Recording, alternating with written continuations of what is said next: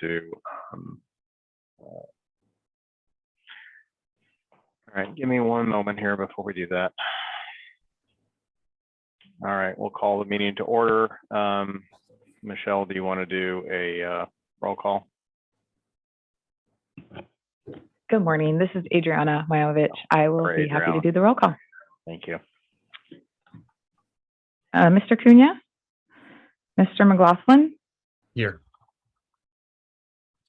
Mr. Clark, Here. Ms. Zimmerman, Ms. Brown, Mr. Horrell, Ms. Lopez, Here. Mr. Hofstall, Here. Mr. Pippin, Mr. Savage, Here. Ms. Bauer, Mr. Williams, Here. Mr. Rios. Here. Ms. Austin Tibbetts, Mr. Sanders, Ms. Deming, Here. Ms. Taylor, Ms. Dyer, Here. thank you. Ms. Connell, Here. Ms. Skidmore, Here. Mr. Leba. Good morning, I am here. Thank you. Good morning. Mr. Helm, Go down. Go on, get on. Ms. Fast. Here. You got Mr. Helm? I'm sorry, is Mr. Helm present?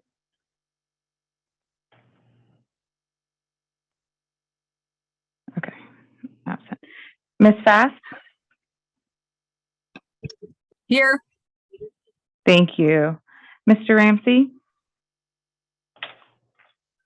Mr. Cryer?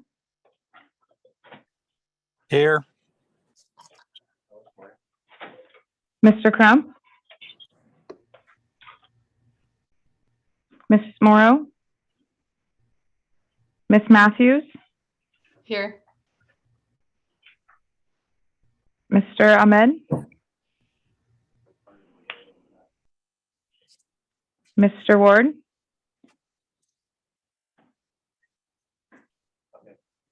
Mr. Delgadillo?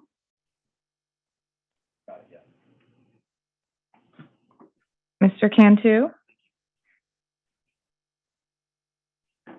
Ms. Nguyen? Here. Mr. O'Brien? Here. Mr. Smith? I'm here. Mr. Medeiros? Mr. Shaler? We have a quorum. Very good. Thank you for that. Appreciate that, Adrian. All right. Next item is approval of minutes from our August 2nd, 2022 meeting. Is there any comments or feedback from any of the members? Or we accept a motion to approve? So All right. moved. Hearing none, Second. thank you. I have a Second. Okay. Who's seconded? I'm sorry. Second. First Smith. Thank you, Christopher. All right, so we have a motion from Kelly and a second from Christopher. Anybody opposed? Please speak now. We need to have a public comment. Uh, No public comment in Fresno? Just as a quick, No public comments online? No public comments in Bakersfield? And seeing no public comments in Modesto. thank you very much. And Okay, we can proceed. Thank you. just for future reference, do we have any public in any of those venues right now?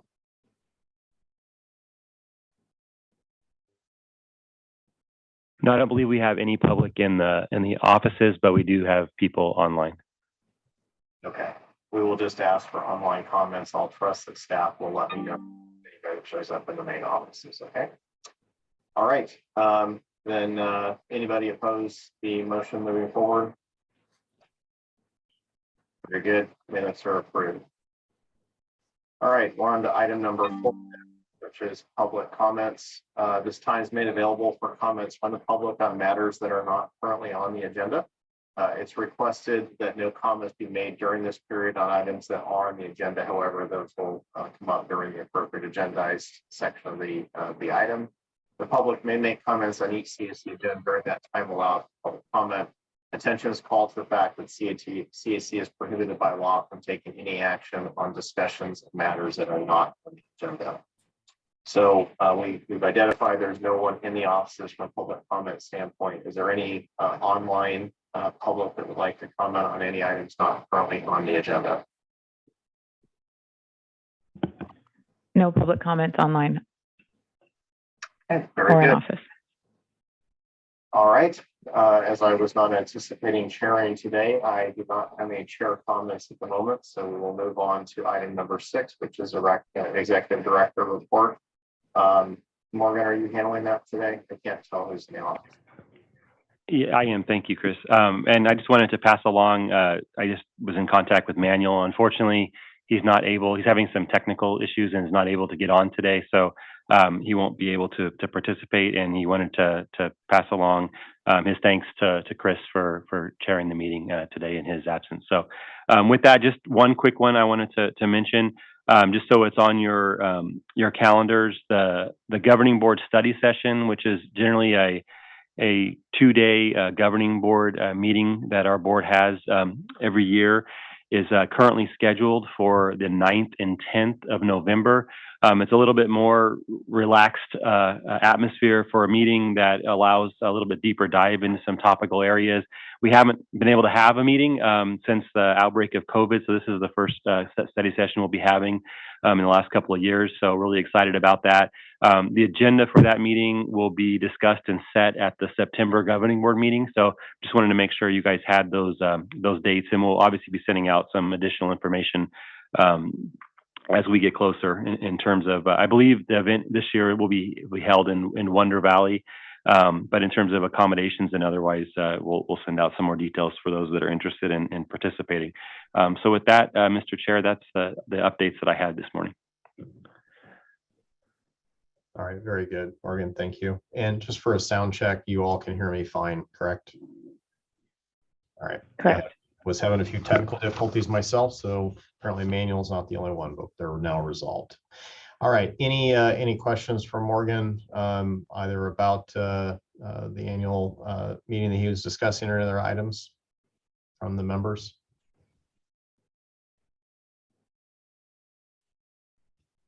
Okay, hearing none. Anybody from the public?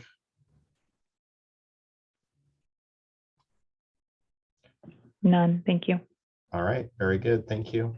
Moving on to item 7 then, which is update on attainment plans and rules, and who will be presenting on that?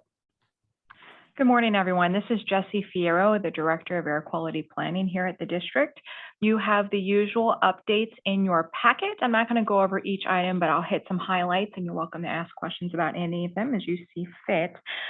For our PM 2.5 plan, which was adopted several years ago, we are still waiting final EPA action on a couple of these items, and we are still working on addressing contingency measures. I gave you all a presentation about that last month. As you know, the issues are complex and they are ongoing.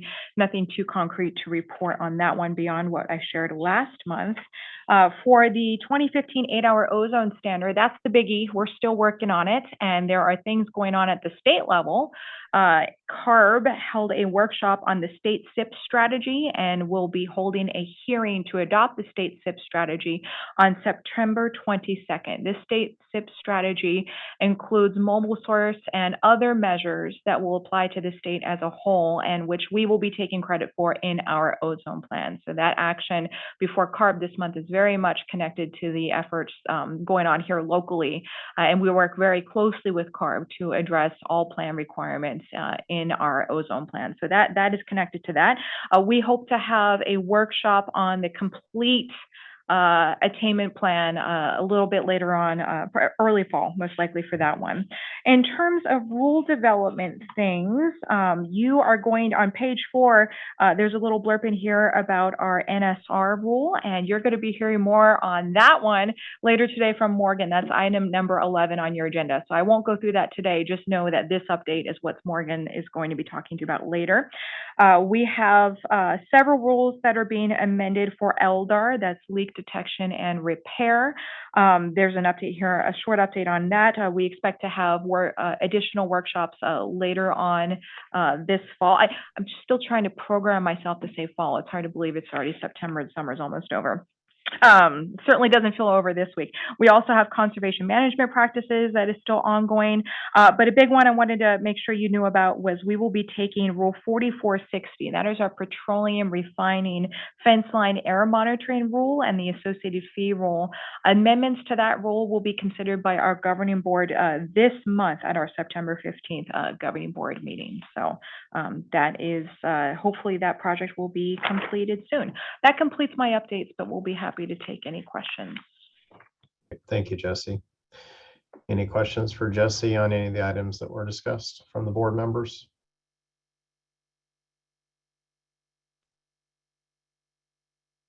All right, staff's getting off easy today from us at least. Any questions from the public on any of Jesse's reports? No questions from the public. Thank you.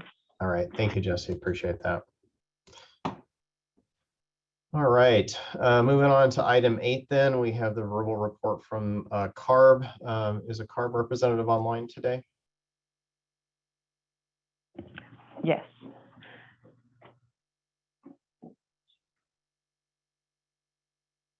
Laura, I believe, is on. Laura, are you able to provide us an update? Hi, yes, good morning. Sorry, I was getting promoted there as a panelist. Yes, good morning, Mr. Chair. This is Laura Carr, Air Pollution Specialist at the California Air Resources Board. I have a very, very brief update this morning. This is an item that I'm sure everyone has already heard plenty about, so I'll just mention it very briefly here. At our August board meeting, CARB approved the Advanced Clean Cars 2 rule. And this is the rule that sets California on the path to rapidly growing the zero emission car, pickup truck, and SUV market, and to delivering clean air and massive reductions in climate warming pollution. This rule establishes a year-by-year roadmap so that by 2035, 100% of new cars and light trucks sold in California will be zero-emission vehicles, including plug-in hybrid electric vehicles. And this regulation realizes and codifies the light-duty vehicle goals, which were set out in Governor Newsom's Executive Order 97920. So that's been in the news plenty over the last couple of weeks here, but I just wanted to mention that again this morning. But that's all the update that I have today. All right, thank you, Laura. I just have a question for you on the last item, which is the electrification by 2035. I imagine that CARB is receiving quite a lot of input. I know probably not through the normal public process yet. Anything come out of the immediate reaction to that that is worth reporting back to us at this point? Well, first of all, thank you for the question. So I have not been involved on that project. Like I said, I'm an air pollution specialist staff, not directly involved in this regulation in any way, shape, or form. So would not feel qualified to provide any direct feedback on that. I can certainly try to chase down a response to that question, however. I would appreciate that. And perhaps at our next meeting, whoever might be the lead for that effort could add some additional color for us as far as expectations, and obviously infrastructure to support that goal is going to be one of the biggest areas that are investment that's going to be required. So we're gonna want to stay very close to that and understand where the monies are coming from to do it and how that might roll out. So if you're okay taking that away, that would be helpful. Yes, I will definitely take that back. I think that sounds like a good plan. All right, Mr. Levi, I see you have your hand raised. Do you have a comment? Yes, hopefully you can hear me. The comment and the question is the Global Warming Solutions Act required us to determine the cost per metric ton of mitigation of CO2. And when I was on Climate Action Committee, that sometimes ranged from 5 cents per metric ton up to thousands and thousands of dollars.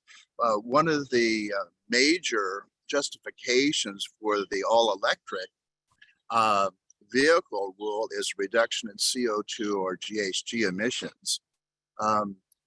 Laura, do we have anything like that for that plan? You know, we know what the cost is per metric ton of mitigation of CO2s. We talked about that, I think, with Knox a couple of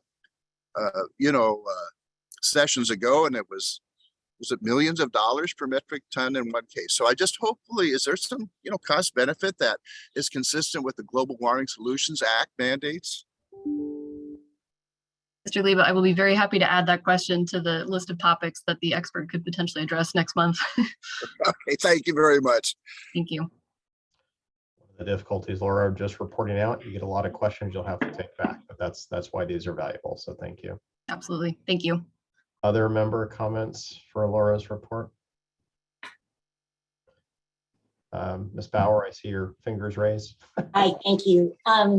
Yeah, so we're having some issues with school buses and their electrification in terms of either the bus or the plugins. It goes round and round depending on who's gonna be responsible for that. And currently renting a diesel bus to a neighboring district. So my thing with the electrification of vehicles in California is how are we going to guarantee that that's going to be reasonable? Because right now, even though they're touting school buses, that's not reasonable. Thank you. Laura, are you able to address the question? Yes. Yeah. Thank you, Ms. Bauer, for the question. Yes, I have noted that down for next month. Your report is expanding. Other questions from CAC members to Laura? Any questions from the public, or I should say online public at this point? No questions from the public or online. All right, very good. Thank you, Laura. I appreciate your time. I see Mr. Cunha has joined. Manny, do you want to take over or would you like me to continue? No, you continue, because if you could hear me, Chris, my thing keeps going off and restarting. So I don't know if it's me and my Underwood typewriter skills, but please go ahead. That way we don't ruin the meeting. I'll just listen. Thank you. Very good. Thanks, Manuel. All right, moving on then to item number 9, which is an update on implementation of the agricultural burn issue and the phase out. And Shiraz, I see you're poised and ready to go. Yes, good morning, Chair and members of the CAC. Happy to be here with you guys today. So I'm going to give a quick update on the implementation of the ag burning phase out in the San Joaquin Valley. It's been a very successful program to date, and I'll talk about some of the history and then walk through where we are today. So as you know, the Valley has the toughest regulations on ag burning in the state, and it's really due to SB 705 that was put in place by Senator Flores back in the day in 2003. And through these requirements and also the amendments that we made to our District Rule 4103, which is our open burning rule, the San Joaquin Valley has implemented the most prohibitions and has significantly reduced open burning over time. Our board has also prioritized all kinds of efforts to identify and demonstrate new alternatives to reduce open burning, and which also includes the final phase out strategy, which I'll walk through today. So Senate Bill 705 is the bill I was talking about. This is what established the burning prohibitions for the San Joaquin Valley starting in 2005. Districts implements this requirements through our open burning rule 4103 and our very important smoke management system program. The district is also required to put a staff report together every 5 years with our recommendations on ag burning per the requirements of Rule 4103. The governing board approval, our governing board approval is necessary for each of these 5-year reports, along with submittal to CARB and EPA. Now, CARB must weigh in and actually approve or provide concurrence with the district recommendations. And CARB has concurred or approved all of the previous reports that we have submitted through CARB to EPA. And the latest concurrence was back in December 31, 2020. CARB has also supported and concurred with district's ag burn regulations, like I said, throughout. And we are the only region, this is very important to note, that we are the only region in the state or nation with near complete ag burnout phase out requirements. So under SB 705, the district is also allowed to postpone burning prohibitions for certain categories of agriculture waste or crops if the following apply. So if there's no economically feasible alternative means of eliminating the waste, there's also no long-term federal or state funding commitment for continued operation of biomass facilities in the valley or any development of alternatives to open burning. Also, continued issuance of permits for that specific category of crop will not cause or substantially contribute to a violation of our applicable NAAQS, National Ambient Air Quality Standards. And then CARB must also concur with the district determinations on the above points. So there are those postponements available in the Senate bill. Now, again, I mentioned we have the toughest regulations in the state. We operate a very comprehensive smoke management system. This is where all the open burn permits go through. They're tightly regulated and enforced. Any open burn is, looked at by our compliance team, inspected very thoroughly. Only authorized, and these burns are only authorized when there will not be an impact to any of the air quality standards or any smoke-sensitive areas or cause a public nuisance. So we're very tightly regulated. Since 2005, the district has prohibited burning from a majority of field crops, prunings, orchard removals, weed abatement, and other materials. And until 2014, we had actually seen a significant reduction in emissions by 80% from open ag burning. Now, since that time, Valley has lost a significant amount of biomass capacity, which was historically the alternative material was sent to these types of facilities instead of open burning. In the 80s, we had about 20 plants. Now we're down to 5 plants today. So the loss of this capacity has significantly impacted the transition away from open burning. Now, so the district established the final ag burn phase out strategy. District collaborated very closely with CARB and underwent a very robust and extensive public process. It was well over about a year or so or more that we undertook this process. There was strong interagency effort supported by USDA, NRCS, CDFA, USCP, and a lot of other stakeholders were involved in this process. This new strategy will phase out remaining burning by the end of 2024. So in developing updated report and recommendations, district and CARB address some key issues under the following principles. First, the phase out schedules are recommended to maximize the reduction of tonnage of material burned as early as possible, taking into account the feasibility of alternatives for different, for example, we looked at areas where there were technical feasibility issues, wires infused in vineyards. That also, you'll see how that translates in the following slides. We also looked at smallest ag operations, giving them the most flexibility and the longest time to adjust to the phase outs.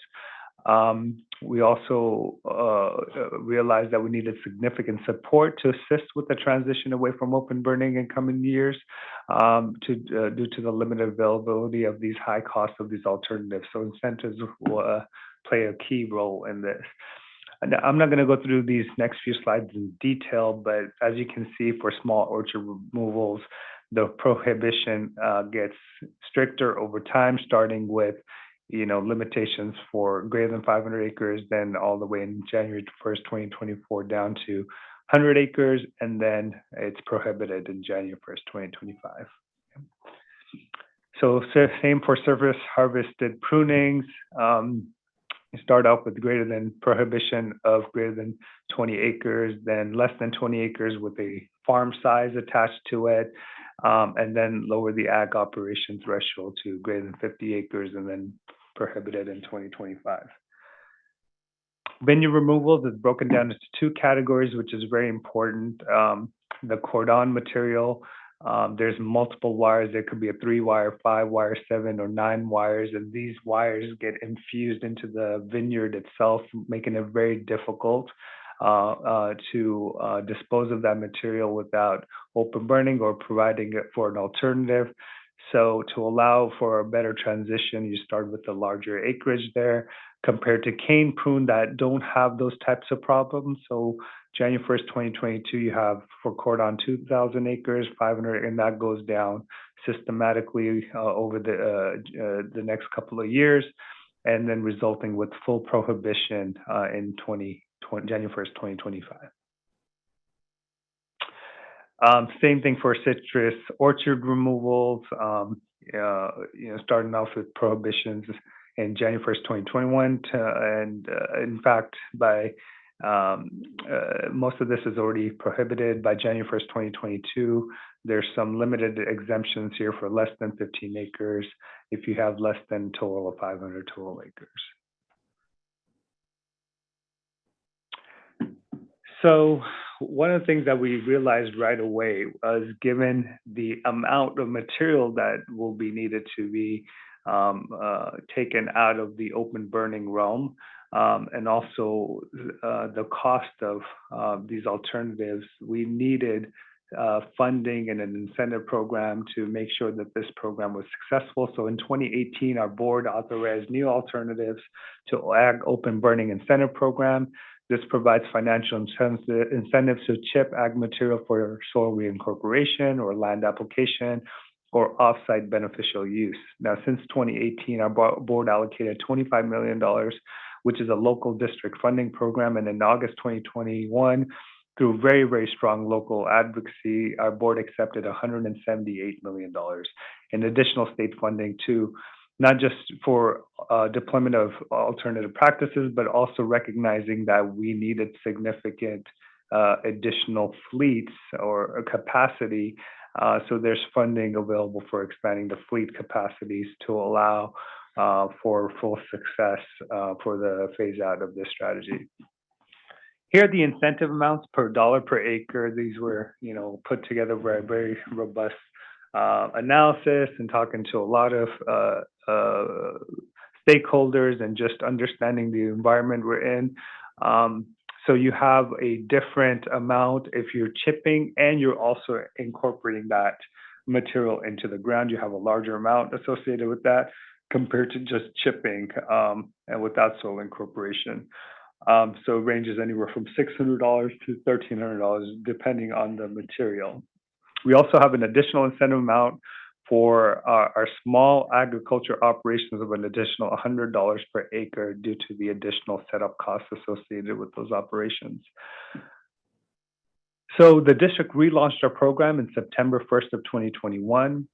This program is to assist in development of these alternative practices, again, increase the fleet capacity and offset the significant cost of these alternatives. So we set aside about $30 million for new advanced chipping, and we've funded $29.7 million of that already.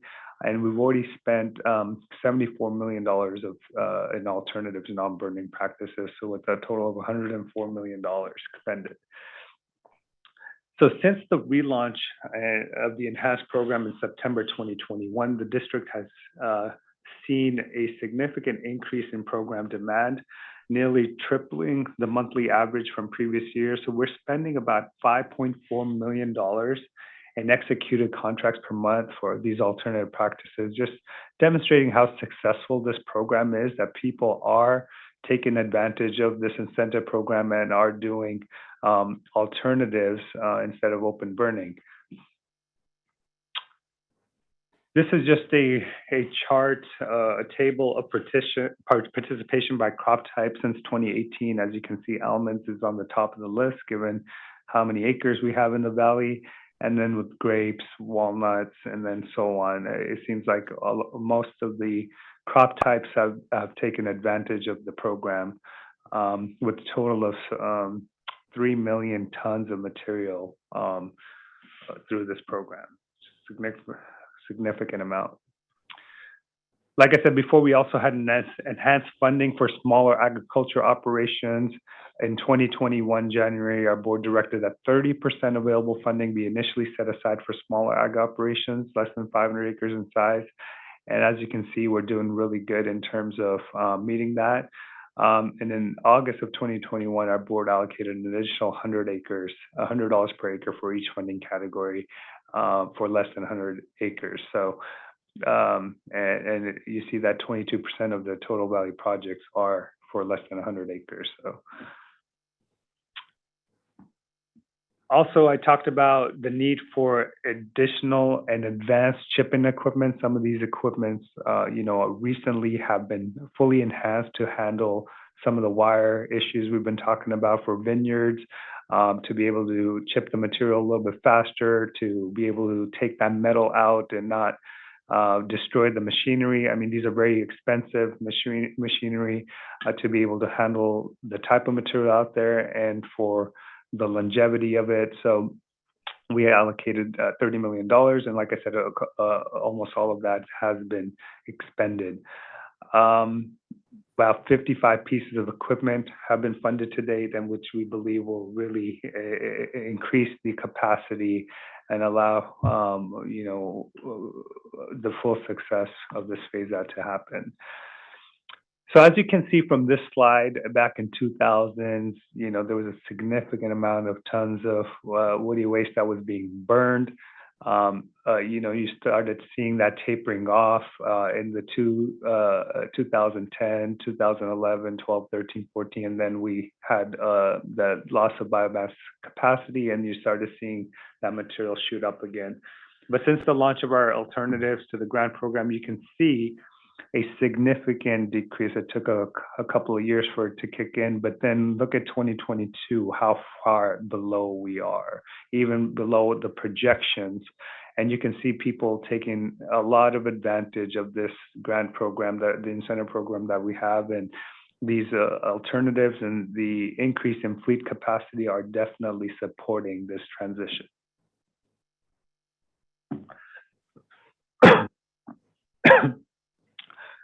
So here are current priorities. The district is implementing the new phase-out strategy with significant multifaceted effort, including outreach, regulatory enforcement, and incentive funding. There's a strong outreach across all the valley sectors in multiple languages. We are making sure that we're engaging with small valley growers. And again, like I talked about before, this whole program is highly regulated through our smoke management system and very proactive enforcement. We also want to assist in leveraging complementary state and federal programs, such as the USDA NRCS Equip Funding and CDFA Healthy Soils Program. We work closely with all of our stakeholders, including CARB and Valley stakeholders. And we'll be working with them closely to develop this San Joaquin Valley Summit later this year, early this year, to share the perspectives and showcase all these alternatives. We'll also provide additional public info regarding phase out and authorized burning. The funding that I talked about is probably going to run out in another year, so we want to continue our advocacy efforts for additional funding resources. And of course, this is going to be even more challenging and this issue is going to be even more important as we face our drought and changing climate conditions and implementation of SGMA. So with that, that concludes my presentation. I'll be happy to answer any questions. Thank you, Shiraz. Appreciate the update. Can you put slide 19 back up there just for a moment, if that's possible? Sure. Last slide. I had two questions on it, then we'll open it up to the broader group. Your last comment, Shiraz, while it's coming up, is related to the impact of drought and what that could mean in terms of acreage being pulled. Have you done an analysis of that, or is that part of what's planned to understand the impact of that over time and how it could negatively impact your numbers relative to this program? Yeah, I mean, those details are still being worked out. As you know, I mean, those numbers are varying. The latest PPIC report is saying about 500,000 acres, and that could vary, right? Now, that's why we do think that we do need additional funding, and we need to advocate for additional funding to continue the success of this program. So, like I said, that rate we're talking about, the burn rate that we have is about 12 months, right? Now, the fleet capacity, while we funded 55 of these, I believe half of them are out. There's still some that are in transition to being, whether they're in delivery or I think that also will ensure that there'll be a lot more capacity Okay. available. Thank you for that. I think we ought to keep that front and center, and as those numbers become a little more firm, as best as we can predict, it'd be good to get another update on that, in say 6 to 12 months time. On bullet point number 2, in your assistance of looking for other complementary state and federal programs through EQIP and others, do you know how much additional monies have been brought in as a result of trying to assist in that area? I don't have the exact numbers with me. I mean, obviously it falls short of the $178 million, but those programs have been successful. I just don't have the dollar amounts. Okay, perhaps you could bring that back. I can look at that and get back to you on that. Okay, thank you. Other member comments? Chris? Yes, Mr. Cunha. Hey, thank you. Shiraz and the staff and the board, I commend you for a great job of getting this through and the difficulties that our farmers are having. Some of the questions that I see that Mr. Savage has brought up are a great concern of ours, and especially I think the greatest will be the estimation, Chris, is somewhere around 800,000 acres in 22-23 year. Predominantly is going to be a lot of almond production and some of the citrus production in areas that are along the mountain ranges because of the water allocation.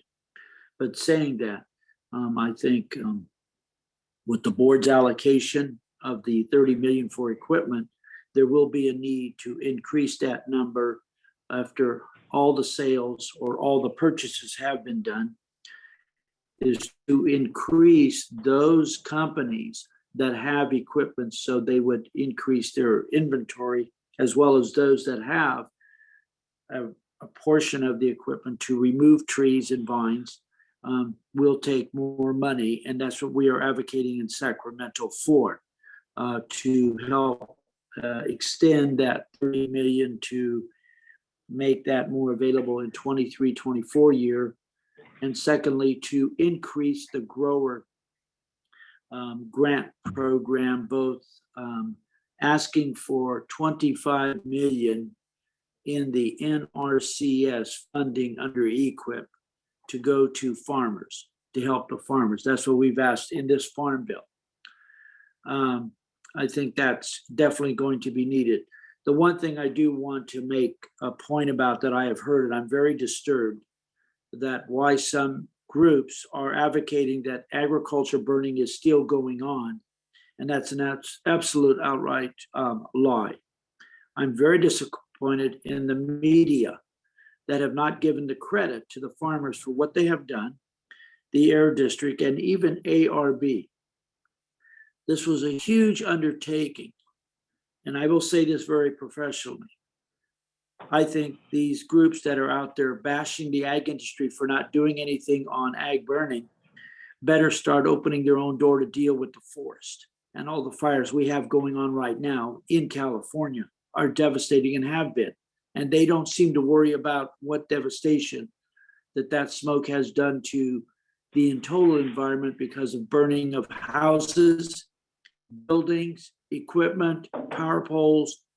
Everything you could imagine is being burnt in those fires that devastate the forest.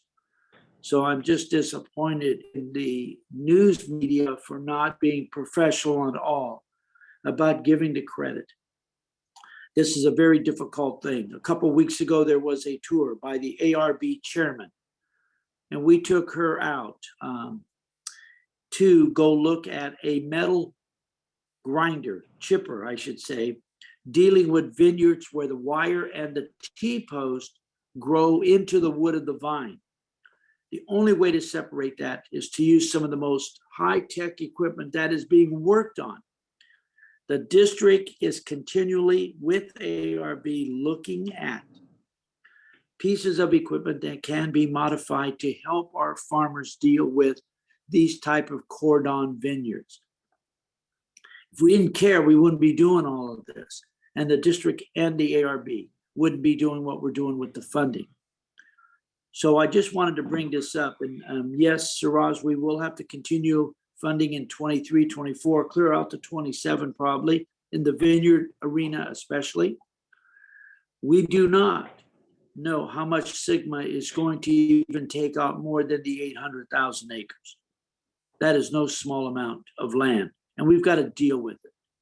So I'm just, again, Chris, thank you for with the meeting, but I am very disappointed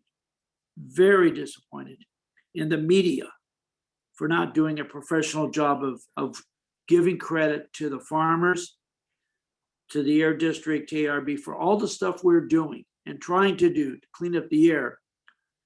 But shame on them for not dealing with the wildfires that have burnt and killed people. So I wanted to bring that up. And again, I want to look forward to working with the air district on the summit, making that very productive. But again, I want to thank Aaron Turingo and Todd DeYoung for all the work they have done in helping to continually look at, and Michael Benjamin and his team in California at the ARB. So I'm sorry for the long dissertation, but again, well done. And we look forward to helping and doing whatever we can. But Sigma, Chris, you're right, is going to have to be watched very carefully. Thank you very much. Thank you, Mr. Cunha. Mr. Levi, so you have your hand up. Yes, and I'll be very concise, but I do echo some of the concerns that have been expressed here. Can you hear me okay? Yes.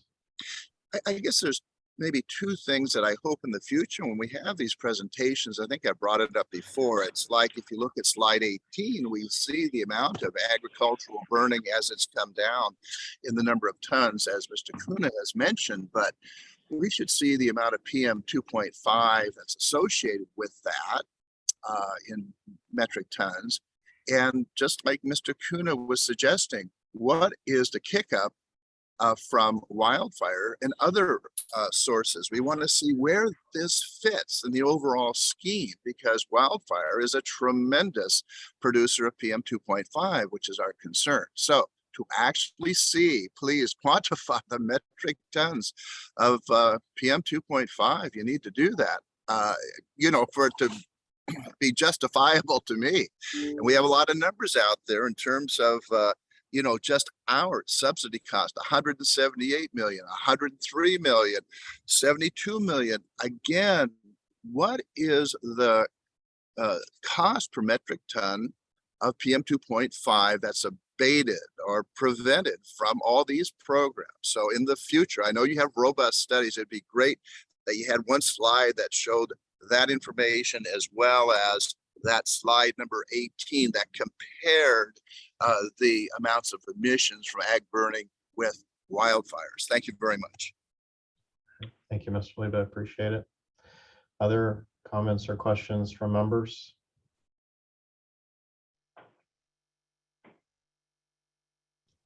All right, seeing none, how about from the public online? Any public comments? No public comments. All right, thank you, Shiraz. You got a couple walkaways or takeaways rather. Thank you for your time. Appreciate it. Thank you, guys. All right. Moving on to item 10 then, which is additional state revenue to fund the replacement of heavy duty trucks with zero or near zero emission technologies. And Mr. Dodds, looks like you're there. Good morning. We called an audible this morning. This is not Mr. Dodds. My name's Todd DeYoung. Oh, sorry. Todd. I'm the director. No, not a problem. I'm the director of grants and incentives here at the Air District. Mr. Chair, members of the committee, I'm happy to be here this morning to give you a very brief update on some recent board action to accept some additional funding for truck replacements here in the Valley. So just by way of a very, very brief background, as you all know, this is nothing new, that reducing emissions from mobile sources is one of the key district strategies to meet federal ambient air quality standards here in the Valley. Heavy duty trucks are the single largest source of NOx and diesel PM here in the Valley. Unfortunately, emissions from heavy duty vehicles are primarily under the jurisdiction of the state and federal government. We don't have the authority to directly regulate emissions from those mobile sources. So in addition to the benefits and the reductions associated with the statewide truck and bus reg, really voluntary incentive programs are the way that we are helping to transition fleets to the next generation of cleaner technologies and achieving those reductions needed in that sector to meet those air quality standards. So with that being said, we have operated truck replacement, retrofit, repower programs, for 20 plus years here in the Valley. We've replaced or retrofitted more than 7,300 older, higher polluting trucks with cleaner alternatives, whether that be the cleanest, latest diesel standard, cleaner burning natural gas, electric. We've done PM retrofits on hundreds of trucks in the past. And so we've been able to, positively affect fleet transition here in the Valley. With that said, our board recently approved changes to the district's truck replacement program that are consistent with the statewide Carl Moyer program. One of the largest changes that we were able to make was to allow 2010 compliant trucks to be replaced. These trucks, while they are compliant with the regulations, some of these trucks are now, 10 to 12 years old and in need of replacement. And so our program now allows for those trucks to be replaced with zero or near zero emission technology. And through significant advocacy efforts at the statewide level from our board and from the district and from stakeholders, in recognition of the need for additional funding for truck replacements to meet both the goals of the statewide truck and bus regulation, as well as our own local air quality goals. The state budget included $45 million in funding that was designated for the replacement of heavy duty trucks in severe or extreme non-attainment areas. That's basically our district and the South Coast Air Basin. Out of that $45 million, $12.9 million of that funding has been allocated to the district to be utilized within our existing truck replacement program. So in August of this year, our board moved to accept this $12.9 million in additional funding from CARB for the replacement of heavy duty trucks. And again, it's going to go right into our existing program and assist us in funding even more trucks through this program. The next steps that we've been working on since board approval is we've been outreaching to fleets and dealerships and trucking associations. We want to make sure that everybody's aware of this funding and that it is available to all fleets. Working with community groups, including our AB 617 steering committees, we want to make sure particularly that small fleets and single owner operators have access to this available funding. Understanding that, what we've seen as the greatest impact has been and continues to be with the small fleets and single owner operators. So we are continuing work in that area. So again, a very brief presentation, but I'd be happy to take any questions or comments at this time. Thank you, Todd. Nice presentation. Any questions for Todd on his work and his presentation? Okay. Todd, you have one of the better jobs in the district. You get to go around telling people I have money available. So I would suggest you never give that job up. I'm going to try not to. Yeah. Any questions from members of the public? No public comments or questions. Okay. Last comment, I guess, Todd, for me, I'm sorry I dumped it off public before I finished, but with the state's 2035 electrification goals, we're going to have a lot of competing interests for dollars moving forward, correct? So it would be interesting as you start to analyze that, maybe present to us and ultimately to the governing board what that decline in funding might look like as a result of it being siphoned off for other programs. That's the problem with aspirational goals like the 2035 and how they then take away from what probably is ultimately more meaningful reductions in some of these constant use vehicles that are on the road today. Anyway, we'd be interested in an update on that whenever you feel comfortable. Absolutely. All right. Thank you very much. Okay. Moving on to item number 11 then, which is an update on the district's NSR and ERC banking rule amendments. And Morgan, my screen is very small, but that looks like Morgan, so I don't make another mistake and think Todd is Brian. That is me. Thank you. Just wanted to provide an update. I think the last update we provided on this was in June, so there have definitely been some events that have happened since that time. Back in June, we held our first workshop related to our NSR and ERC banking rule amendment process. That workshop was heavily focused on some of the administrative mechanisms in our ERC banking rule to address some of the comments that CARB had during their audit around timeliness of ERC applications and how projects can be banked. And so we did receive comments out of that workshop. We're working through those comments right now, making sure that we can address those comments.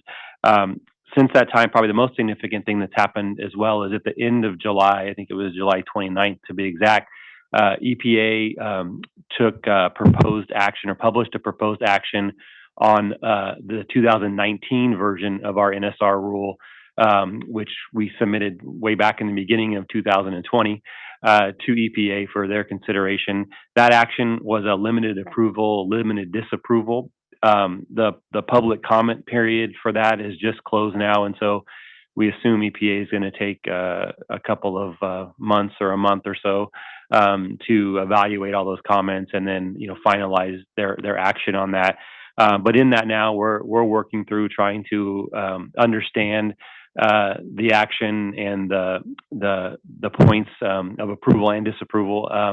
One of the major parts on the approval side was EPA did concur and is proposing approval of our ammonia significance determination. And for those of you that are following and have always followed the NSR thing, that was basically the reason we took that 2019 amendment was we needed to do a determination as to whether or not ammonia was a significant PM 2.5 precursor in the context of major source permitting. And as part of that analysis, we determined it was not, and therefore it wasn't subject to some of the federal NSR requirements for 2.5 major sources and major source permitting actions. And as part of their action, EPA has concurred with that analysis. Now we'll see what happens as they are likely, I'm assuming, getting adverse comments about that concurrence. But that was the bit of good news that did come out of that action. On the disapproval side and the things that we're looking at, a lot of it had to do with making sure that, especially now that we've kind of changed the way that we operate on the ozone precursor side for our federal offsetting program, EPA has asked that we include a lot of the federal NSR definitions explicitly in our rule. We haven't had to have those in our rule historically, or we've handled them, kind of implicitly just by the fact that they are federal requirements as we've done certain analyses. But EPA is now saying that we need to explicitly include those within our rules. They also took some actions related to, or one of the actions also related to interpollutant trading of ozone precursors.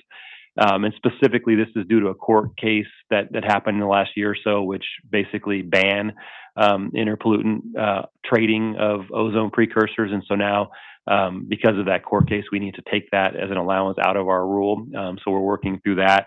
And then a whole host of comments and approvability issues around our offset equivalency program moving forward, which we were expecting in terms of what forward-looking remedies may look like for the remainder of the pollutants that remain in equivalency, so PM and CO and SOx and others, as well as there's a couple other things that we're looking at right now. EPA is looking for an enhanced or new analysis of our minor source public noticing thresholds.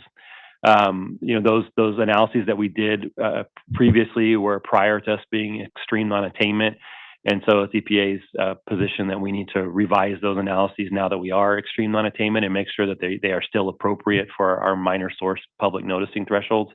And then likewise, or also they have a few comments around approvability of our routine replacement and temporary replacement emission unit definitions, which kind of affect what are considered modifications under our rule and under federal NSR. And so those are definitely some things we have to work through over the next several months and figure out how to satisfy and get our NSR rule approved by EPA. We plan on taking an item to our board, an update item to our board in September to discuss some of these issues as well as kind of outlining the continued path that we're working on. Right now, we're working towards, I think, probably a first quarter adoption of the changes to the rule. With our next workshop, it was going to be scheduled in September, but I think with these recent EPA actions and trying to unpack it, we're probably looking now into the middle of October for our next workshop, and hoping to have as much out there in terms of potential rule language and a draft staff report as we can have at that time, if we can get some of these issues addressed during that point in time. So with that, that's kind of the update I have for today. If you have any questions, I'd be happy to try to answer them. Thank you, Morgan. Your reports are never quite as happy as Todd's are on funding. Questions from board? I don't know how he got that job and I got this job. Yeah, we'll have to talk about that. Questions from members for Morgan?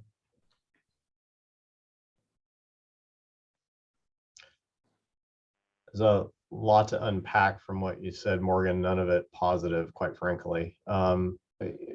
As relations to, let me rephrase, as this is developing and you're unpacking some of EPA's comments, it's going to have very material impact on a lot of things. I would love to, maybe for the purpose of CAC, look at the decline in permit actions that have occurred over the last few years and take a look at that glide path.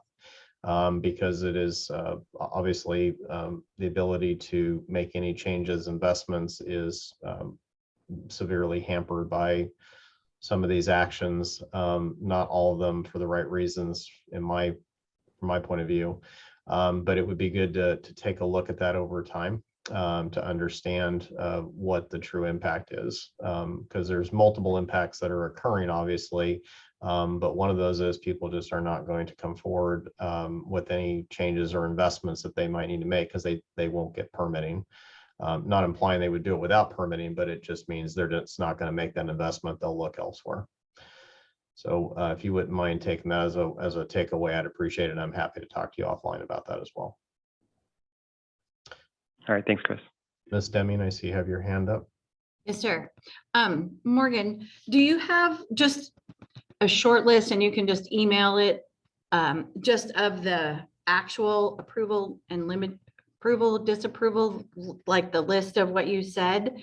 I couldn't write as fast as you were talking, and I have a meeting on Thursday, so I just you can just email it to me, it's fine. I just want to be able to explain it correctly. Thank you. Yeah, we can send out a list to the Federal Register notice. I think that does a decent job of outlining the issues. Okay. Perfect, thank you. Thank you, Kelly. Any other member comments before I open it up to public comment? I'd like to comment just briefly.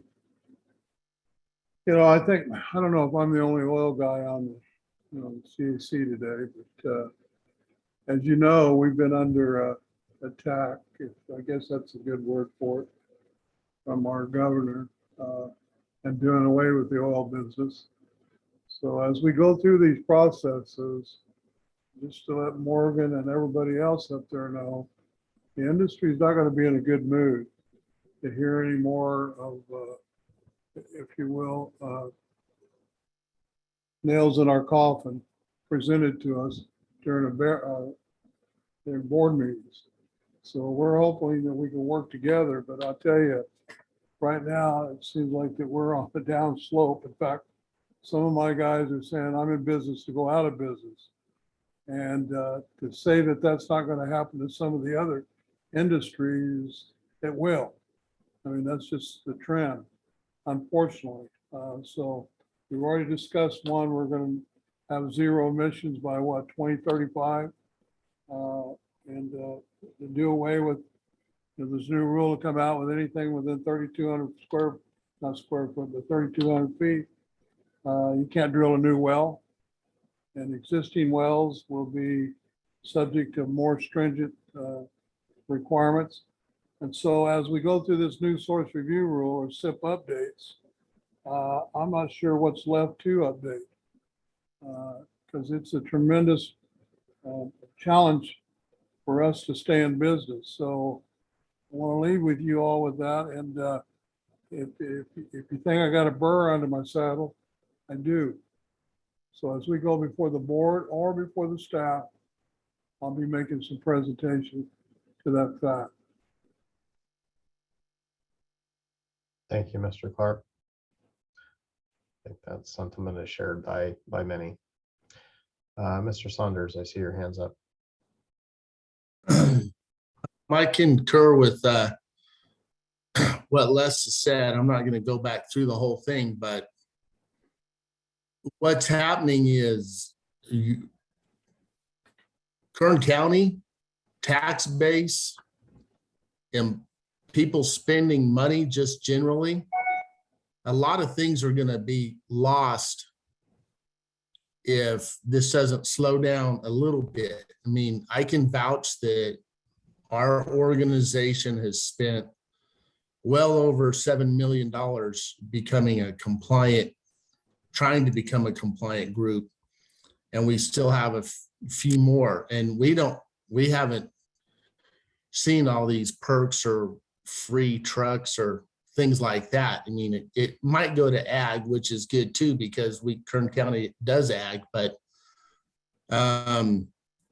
yeah, I'm with Les. I want to do whatever we need to do to slow it down just enough so people can keep up. There's bigger fish and smaller fish, and we're a small fish, and the big fish, they don't care. They just burn up their stockholders' money and quit giving dividends and go bankrupt. But we can't afford to. We have 300 employees who come to work every day, and I'm just part of one group of probably 100 groups in Kern County who feed at least 200 to 300 people. And we're having to spend more money every year. And one day we just won't be able to come to work. So Les, I'm with you. Thank you. Mr. Saunders, any other member comments before we open it up to the public? All right, any public comment?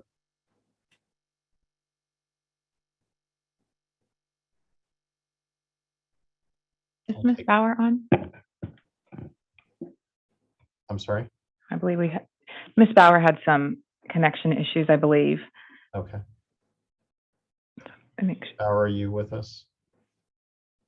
I believe, one second here. Mm-hmm. Her comment to the chair via email is to please relay additional comments regarding bus and truck retrofits. There seem to be short-term solutions. I'm sorry, to relay what? Want to make sure we're clear about the ask. That's a great question. I believe she says there seem to be short-term solutions. So we'll note her comments on this. Electric buses have had problems. She's just trying to reinforce her comments from earlier, when she lost her connection. Oh. So we'll work with Todd if he needs to respond to anything on that item. Just wanted to make sure you were aware she had some additional comments. Got it. Thank you. Thank you. No comments regarding this item from the public. All right. Thank you.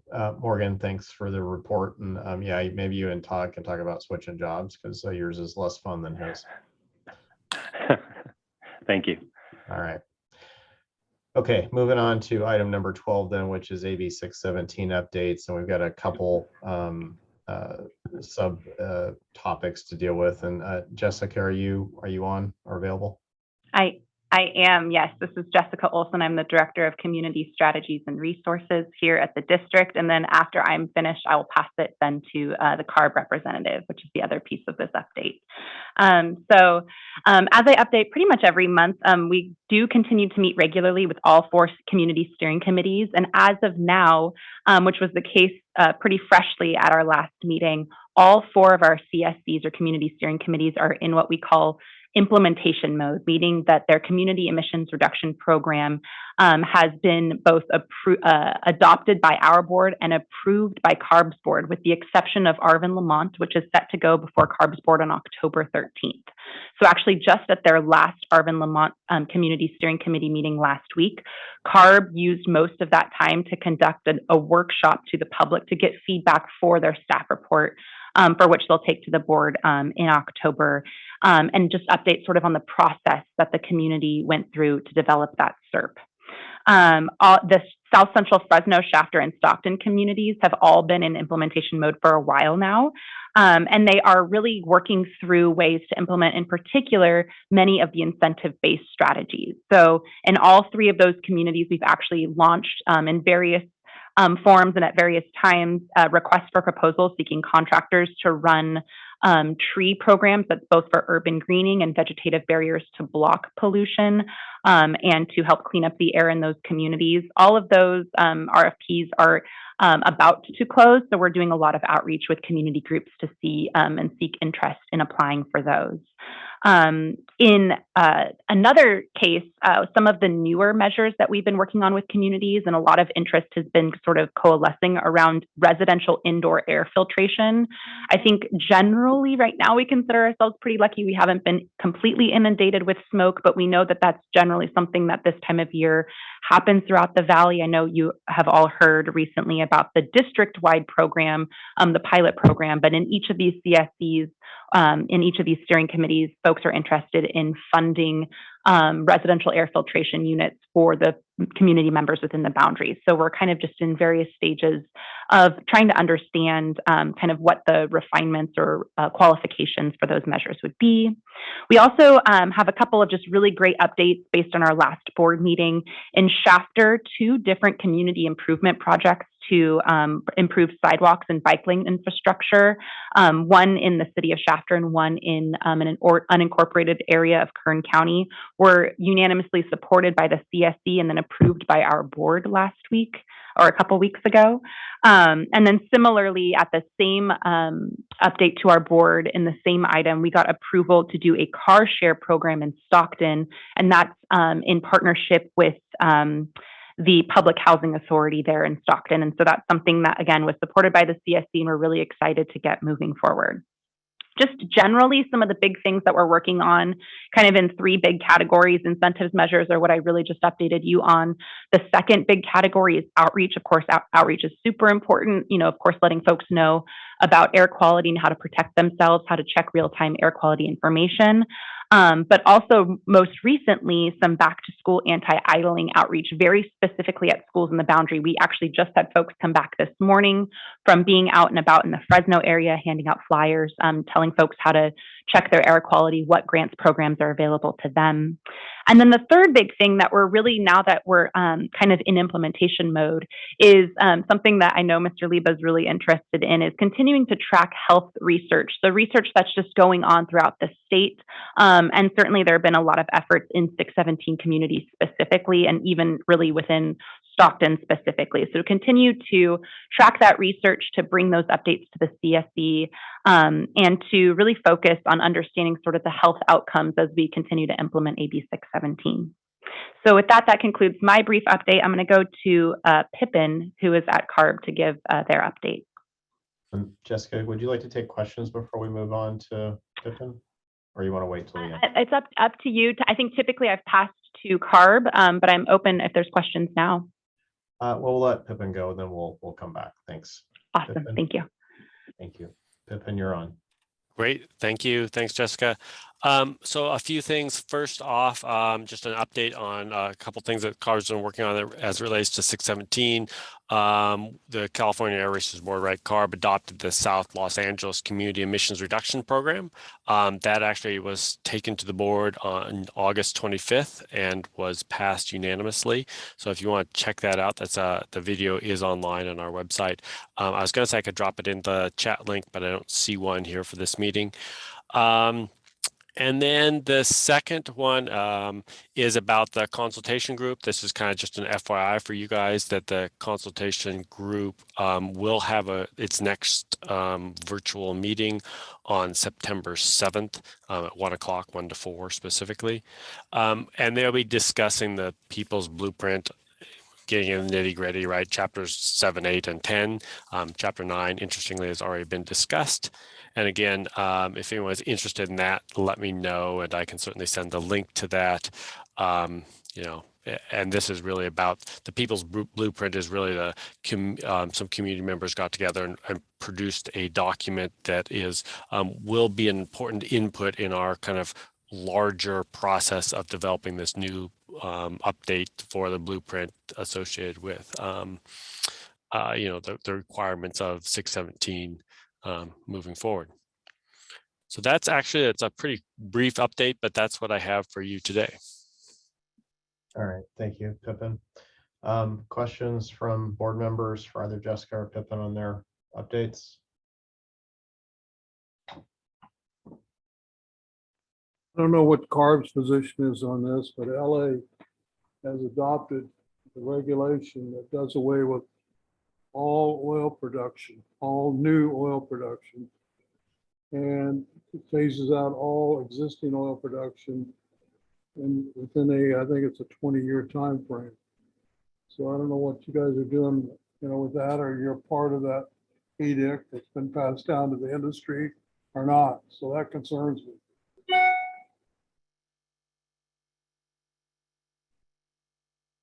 I guess it doesn't concern you. I'm not sure. I can write that down as a concern. I don't work in oil and gas explicitly. I work in 617, right? Community level things. Well, So I can. 617 is deals with air pollution and whatnot, air regs. So Yep. don't try to skate the issue. So I can certainly write that down and make sure I get more information for you. Okay. But I don't have anything specific. Well, we'll wait to and comment see. on. I'm getting those promises before too, so I'll wait to see when I get some information from you. My name's Les Clark. And I can give you my email right now if you need it. I do have that written down. I don't know if the proper best process would be to go through this group. Well, yeah, it's CAC. Perfect. Manny knows how to get a hold of it. He's Yeah, German. it should come back to this group and then get distributed to the entire membership. So if you can do that, Pippin, that would be appreciated. Okay. And we'll take that in the notes to make sure that that follow-up occurs before the next meeting if you need a timeline. Thank you. Okay. Ms. Deming, did you have your hand up? I did. I was going to suggest that all of us get that information that Les requested. So you handled it. All right, very good. Other member questions? Jessica, I had one if there's nobody else. You had mentioned in your report, and I want to make sure I'm clear, there was a request from one or multiple of the CSBs to install filtration in homes for smoke. Is that what you said? Yeah, and not necessarily install a filtration. And yeah, to clarify, it would be in-home air purifiers, so sort of like a plug and play option. It's very similar to what we're doing with our pilot program, which I believe we spoke about last meeting, but essentially offered to provide at no cost to 617 residents a standalone air filtration unit, perhaps with replacement filters. Kind of all those details are still being figured out, to plug in to any one home, just in a regular plug, to offer in-home air filtration, primarily focused on wildfire season. Based on kind of the timing, it's probably for 617 not going to get out right now. We're still in the works, but of course, just at any point that there's an air quality issue outside, it does help folks within their home just to have more enhanced filtration. It tends to be easier for folks to do something like that rather than to assess their own AC unit and see what sort of different filtration or filters rather their AC unit can handle. It could be the case that folks don't have AC or that their units are just old and can't handle high HEPA. So these plug and play are a little bit easier to distribute. Understand my comment is not arguing for or against, just more clarification. Is that a indoor air quality, particularly related to smoke, something that these groups should maybe reset my comment? Is this something that the district should be engaged in, or is this more of a CARB issue? Sir, I mean, I think a couple of things that we've learned, at least through 617, I can't speak, I guess, like district-wide exactly, but really 617, although it is called a Community Emissions Reduction Program, and that is the primary focus of all of the work there, there are sections within the SERP that are really focused on exposure reductions, really in the meantime, while we work on getting the emissions reductions, which we do understand does take time to take fruition. And so there are many other options, certainly in partnership with CARB. Another example is there are some school air filtration components to some of the SERPs. As I mentioned earlier, we are also working with, again, in conjunction with CARB and the CSCs on planting trees, which is definitely much more of an exposure reduction than an emissions reduction. So it's just operated, I think, a little differently in 617, in that there are some things that I think generally aren't necessarily things that we've engaged in as a district in the past. Okay, I just be advised to be careful of scope creep, right? Because it could consume a lot of resources over time. So we'll leave it at that. Thank you for that. Appreciate it. Thank you. Any public comments for either Jessica or Pippin from their report? No public comments. Thank you. Okay, thank you very much, Jessica. Thank you, Pippin. We appreciate that. Before we move on to item 13, I noticed we don't have a communications update. Was that intentional, or was that accidentally left off? That was an oversight on our part, so I apologize for that. Do we want to go ahead and do it anyway, Morgan, or delay?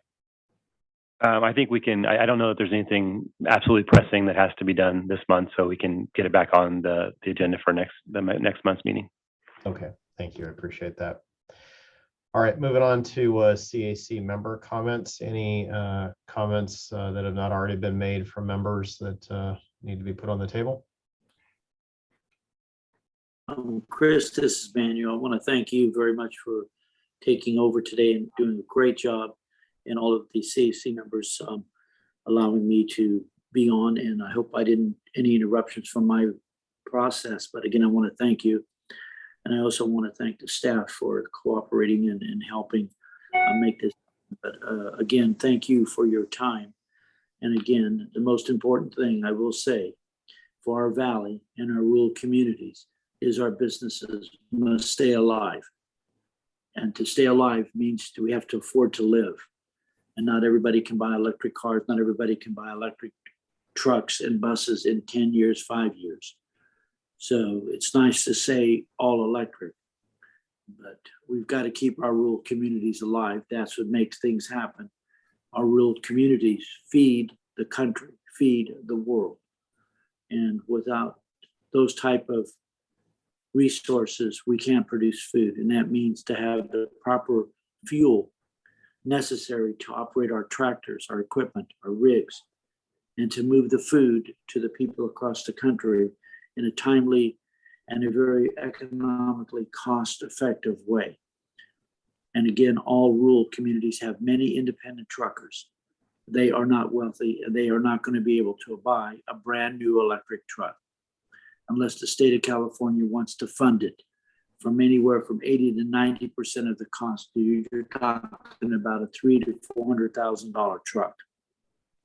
So I do appreciate the efforts that the district has done. I support Les Clark and many others. And again, thank you, Chris, for taking over today and doing a great job. And I'll be able to present, if it's fine, at the September board meeting. Thank you. All right, thank you, Manny. I was going to ask about that at the end, but you got it covered. Appreciate it. Other member comments? I'm sorry, I lost my feed right when it got to buses and heavy trucks. So I do want to say and reiterate again that the vehicles that I've been associated with or had to repair, or you know, whether it's the local guy down the road with just 2 or 3 trucks, or me with my 6 buses, or the neighboring district with just 1. The technology is not especially reliable, and the rush to change is really affecting a lot of people. And as Mr. Cunha was just saying about rural communities, that's where we live.